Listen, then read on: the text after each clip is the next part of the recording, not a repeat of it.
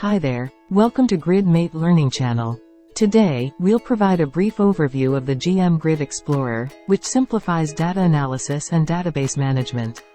With the Grid Explorer, you can efficiently manipulate and organize large volumes of data, which enables easier analysis and insight generation.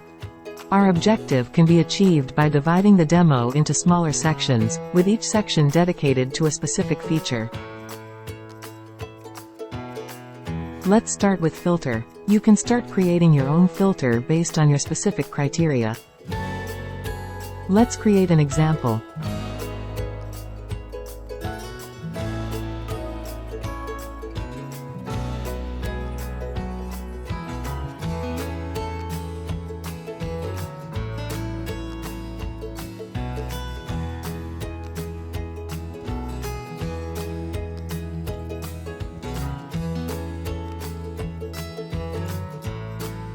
Now we have our result. We can see the record details.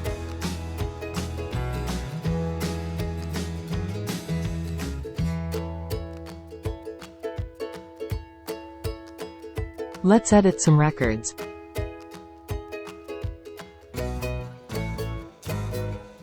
Click Save.